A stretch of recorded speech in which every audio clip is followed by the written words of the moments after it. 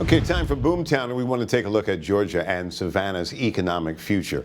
Hundreds of business leaders from across our region wanted to know what to expect this year.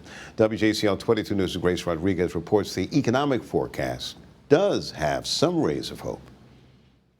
After a year of tariffs and inflation, business leaders say 2026 could be a year of growth for certain sectors of the state economy. It's a year of opportunity for those that are able to be flexible. They can pivot. Business leaders from across the region sat down to hear this year's economic forecast for not just Savannah, but for the state of Georgia, too. Economists say there's one industry where Georgia outpaces the rest of the country. Georgia is doing very well with attracting investments related to artificial intelligence and data centers. We are in fact #1 in the country right now in data center activity, and that is going to give us a boost in economic activity in terms of job creation and investment. Chatterjee predicts that Georgia's tariff rate will go up from 10 to 15% this year.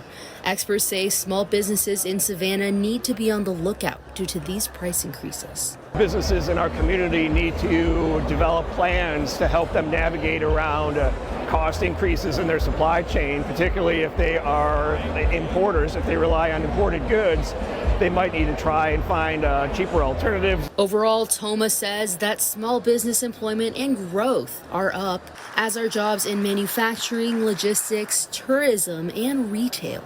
So it's just amazing that we have this type of manufacturing growth in our regional economy. It makes us very, very unique in the state of Georgia and also in the U.S. as a whole. Nobody can come close to this, really. Look at us compared with the rest of the state and with the rest of the country. The forecast is we're going to outperform.